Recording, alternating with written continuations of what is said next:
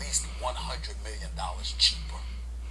So if you're the Boston Celtics, what do you do when you have a showstopper, a box office attraction, a marquee headliner like Kyrie Irving?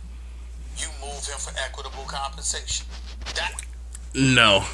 The Celtics' whole thing now is we believe Kyrie's going to stay. Because for some reason, I believe the front office has it in their mind that they're actually going to contend hardcore for this title. I'm guessing in Danny Ainge's mind, he believes that they're going to beat the Toronto Raptors, they're going to beat the Philadelphia 76ers, and they're going to beat Milwaukee. And then they're going to get to the finals. Because I believe that's how it's going to end up. And because right now, the Celtics are in the 5th or 4th place. Slowly, they're like they just lost a game to the Lakers with Rondo hitting a game-winning shot.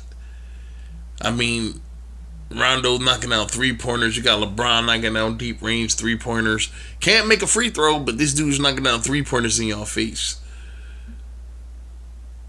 I mean, he fumbles a ball and he literally throws it behind his back, bounces it high in the air. Contavious Caldwell-Pope comes up with the ball. It completely gets by Marcus Smart, who should have saw what was going on and was able to make a play on the ball, but it gets by him, gets to Caldwell-Pope. They leave LeBron open. Pope hits LeBron in the corner for a 3. Al Horford tries to close out, and it's an easy shot. Like, that was the sequence. That's a clusterfuck. Like, you have to play better than that. So the Celtics right now, they're in a disarray. And I honestly believe before the deadline they should have found a way to move Kyrie. But since they didn't, because they believed he's going to resign, which I don't think he will, I will be surprised if he resigns. The only way I can see Kyrie resigning is if they lose the NBA Finals in 6 games or 7. Like, you have to seriously give this Golden State team a run. Because I believe next year the Golden State team will dissipate. I'm not saying Clay will leave, but I believe Durant will leave. I believe Durant will leave. I believe they probably won't have enough money to keep DeMarcus Cousins if he plays well. And I mean, I believe they're shitting on Draymond so much. I believe when Draymond gets a chance to go, he'll go too. So slowly but surely, that team is going to not be there over the next couple of years. They're slowly going to dissipate. And everybody just, they just thought, they believed, man, it was the Celtics' time. So let's get back to it. That's what you do. Unless you go try to work out some sign of trade or something like that this summer, which I don't see happening. That's what I would. The only way that happens is if the team that Kyrie is eyeing, that he wants to go to, don't have the money to get him.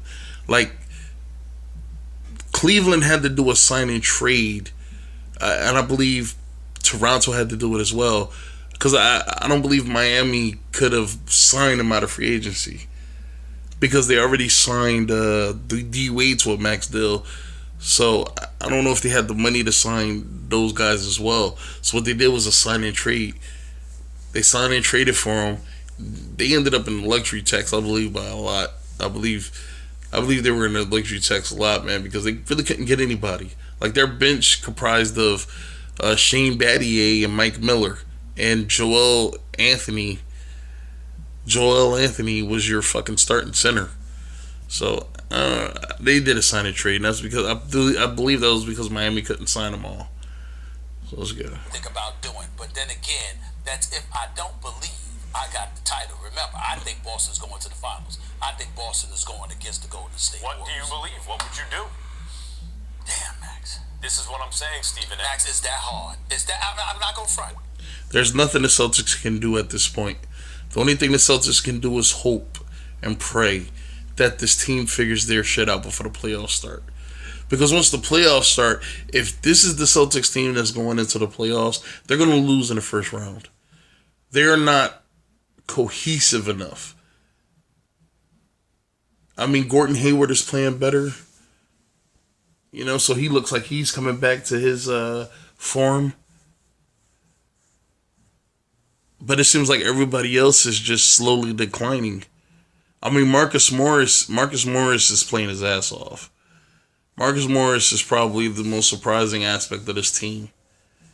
Like, and he was, and this is what you need on this team. You need guys that can play, but you need guys that can conform to their role. And right now, you have a whole bunch of it's basically a mutiny going on in Boston. So either Kyrie has to leave or everybody has to figure their shit out, man. Like, everybody has to figure out what their job is and do it. And having young guys who experience success is what I said about Philly, and it applies to Boston. When you have young guys that have that amount of success, their first years playing, it does something to them. It does something to their ego. And it does something to their belief system, because now they don't believe you can do it. They believe they can do it. And I wouldn't be surprised if Jason Tatum and Jaylen Brown is intentionally not giving it their all because they want Kyrie to go. Because if they don't give it their all and Boston comes up short, Kyrie will leave. And then it's their show. It's how I thought about Aaron Rodgers. I believe Aaron Rodgers plays shitty on purpose so Mike McCarthy, so they would have a reason to fire Mike McCarthy. So, it's good. I'm not going to front. I could honestly sit here and say on a rare occasion, I honestly feel, I don't know. Because my thing is, I love me some Kyrie Irving. You have any idea how badly I'm hoping he comes to the New York Knicks? You have any idea? Why, you want to ruin his career? No. I think Kyrie is special, man. And I get a lot of flack for this, man, but I choose him over Allen Iverson, man. Kyrie is special. And I've seen Kyrie play. Kyrie is special. change has arrived. I think change has arrived, just a matter of the time. You see the way they smeared Porzingis on the way out the door? Who do you think did that? Dolan. Nothing's changed. Not Steve Mills, not Scott Perry, and that's all that but he still got smeared. When you get into when you And I believe Max Kellerman, who's a Knicks fan, I believe he doesn't want Kyrie to come to New York because he doesn't want to root for this guy. He doesn't want to cheer for this guy because when Kyrie left Cleveland, when he left LeBron, and he came on the show, he didn't want to hear shit Max Kellerman was trying to push. He didn't give a fuck. He didn't care. And Max Kellerman wasn't feeling it. And in Max Kellerman's mind, he probably was like, how dare you come on this show and turn your nose up at me? And ever since then, man, Max Kellerman, every chance he gets to take a shot at Kyrie, he does. And what's anything worse than that is for him to come to the team that you like and you have to cheer for him. Max Kellerman doesn't like him, and it turned personal because Max Kellerman is making it personal. Kyrie didn't make it personal. Max Kellerman is. And that's the only reason why he doesn't want Kyrie to come to New York. That's the only reason why I can see him not wanting Kyrie in New York. When you're there, they take care of you. Look, this is what I'll say. Yes. And this will surprise everyone. We've reversed roles here. Sure. Normally, I'm the guy who would say, look, if you're not going to win the championship, you better get something now. I better not find out if I was a Celtics fan. I better not find out that you got nothing for Kyrie.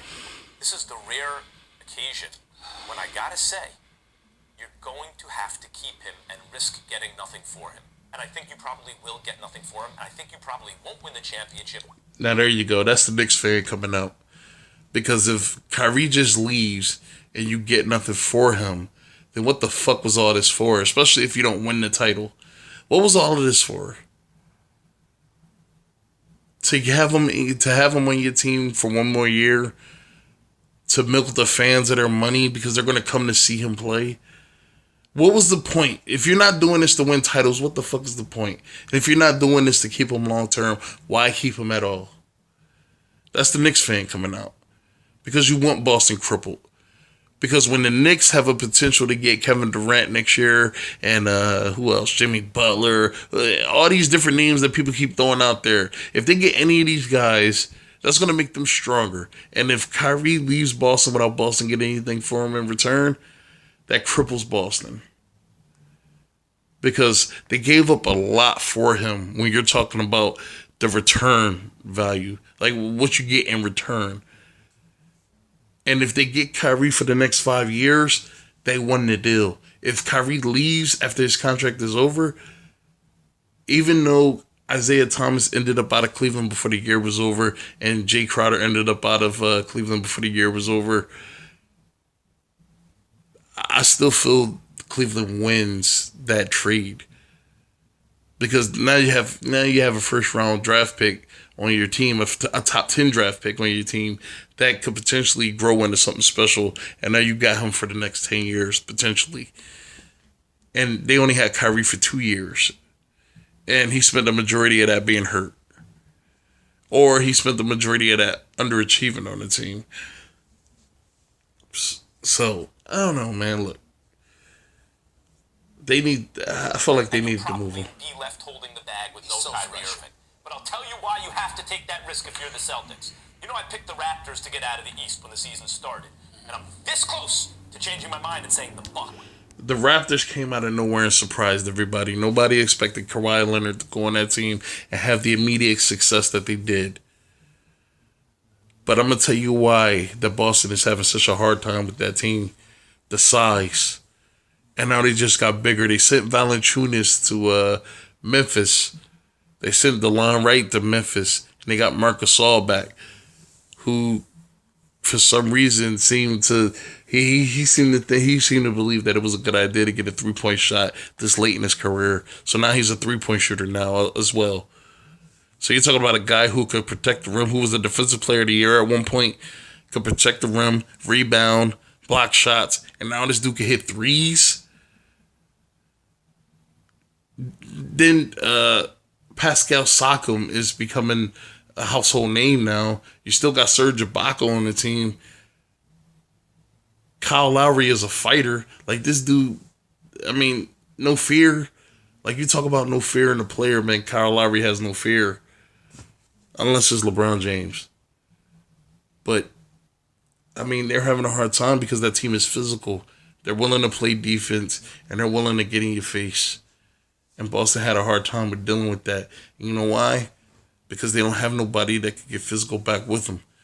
I think the most physical person on this team on the court is Aaron Baines. I don't think Al Horford is that tough. I just think that he's your prototypical undersized center who spends a huge chunk of his time working on his technique and his skills to kind of compensate or make up for the fact that he doesn't have the height. Toronto's been taking advantage of that, man. They need to get size, and I believe Robert Williams is the key.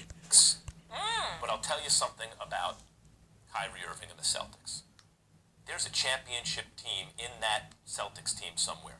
Michelangelo had said that in every slab of stone, there's a great sculpture waiting to be discovered.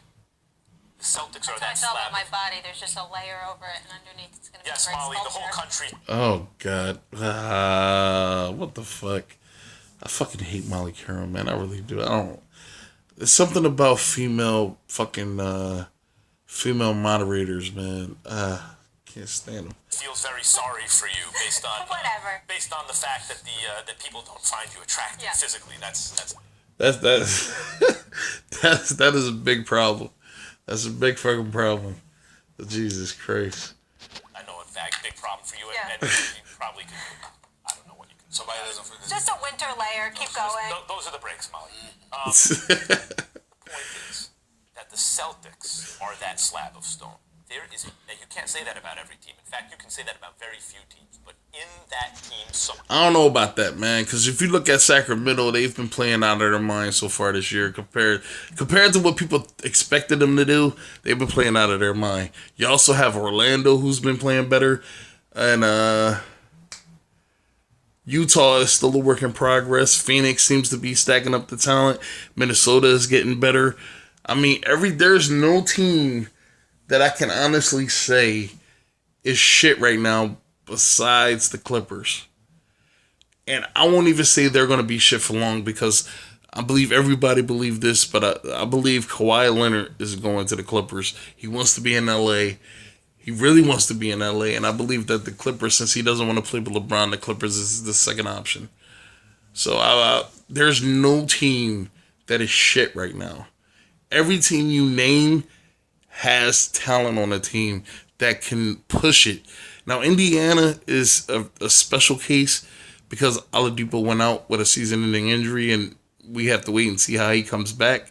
But Miles Turner has stepped his game up since that injury, and I like what I see. So, I'm just saying. Where there's a championship, maybe even this year, if they got it all together. If they can figure it out, if Gordon Hayward just gets back a little physically by the time the playoffs roll around, if Jaylen Brown and Jason Tatum Already starting to happen. can just play the way they did last year, not asking them to do anything they haven't already done. The only way that will happen is if Kyrie isn't on a team and they're able to be the primary ball handlers, because they were sharing the ball. Like, sometimes you'll see Jason Tatum, bring the ball up court. Sometimes you'll see Jaylen Brown bring the ball up court. Sometimes you'll see Terry Rozier bring the ball up court. And they all share duties. And they're all young guys. And they all play well with each other. And I honestly believe Kyrie is messing that up. And I'm not saying like it's his fault. It's just his presence is what's interfering with it. So... Horford can be some semblance of himself. And you have Kyrie and Brown and Hayward and Tatum and Horford, and you got Smart here and Marcus Morris. You might be able to do it, and the reason you might be able to do it is because you have Kyrie Irving, and the man is a killer. So what do you do if you're the Celtics? You can't. I thought the Celtics, before the trade deadline, should have sent Kyrie to the Lakers and got back at least two of their young players and a couple of first-round picks. Or at least one of their first-round picks, because Kyrie will be a free agent, and there's no telling if he wants to stay there. But they should have sent him to the Lakers. They should have got back Lonzo or Brandon Ingram and Kyle Kuzma. No. They should have got Lonzo and Brandon Ingram or Kyle Kuzma. Or both of them if you could have swung it. But they should have sent him there, and they should have got those guys in return.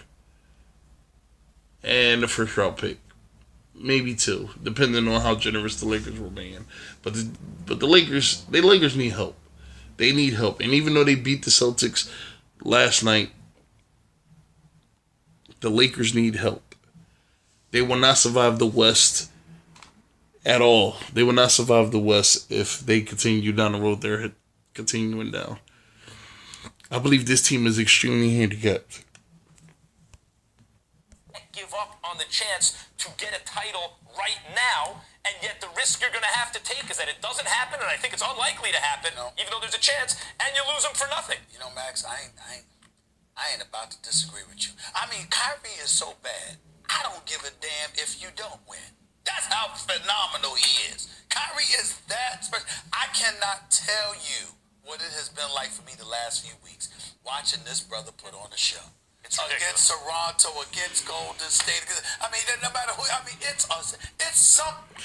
Kyrie is not crucial in any of this, because if you look 2 years ago and last year, Boston versus Golden State have been extremely close contests. And you're talking about 2 years ago when they had Isaiah Thomas. Boston for the past few years have played Golden State at such a high level that it has to put Golden State on notice. But do I believe they can beat them in a 7-game series? No. Something special to watch this man play some basketball right now. And Kyrie Irving is that kind of boxer. On one hand, it's the business side, and it's like, damn it, I can't lose him for nothing because he's so great. How can I just let him walk away and get no compensation? On the other hand, it's like, my God, can I figure out a way to Can I ask a question? Why does he want to leave? Because he has a chance to win a chip in Boston. Kyrie wants to leave because Boston wasn't his first stop anyway. It wasn't his stop, period.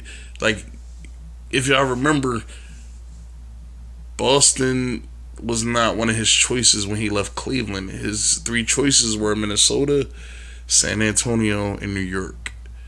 Boston was not one of his stops. They sent him to Boston because they got the most in return.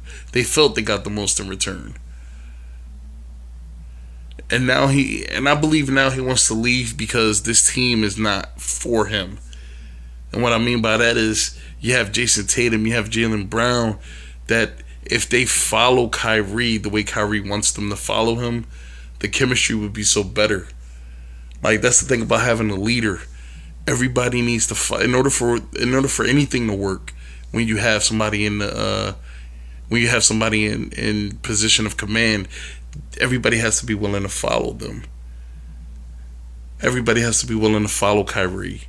You need Jason Tatum, you need Jaylen Brown, because those are the two young stars. They have to be willing to follow. In order for you to be able to lead, you have to know what it means to follow. You have to know what it means to be a leader. Nobody is just born. Nobody is just born with the traits of a leader. You have to learn it. It's a process. I'm talking about in sports. You know, I get it. Some people are born into royalty and stuff like that. But in sports, Michael Jordan is a special case.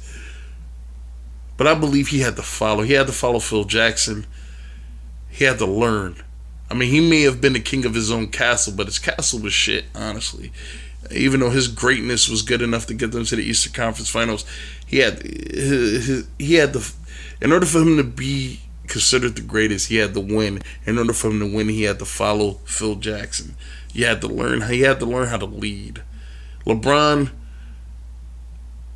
I believe most of the guys nowadays, they learn from like Kobe, AI, and Michael Jordan, even though I don't think Kobe is the greatest example of a leader. Without Derek Fisher, Phil Jackson, and a really good big man, Kobe wasn't able to really do shit. So I don't think he's the perfect example of a leader. Allen Iverson probably is a better example.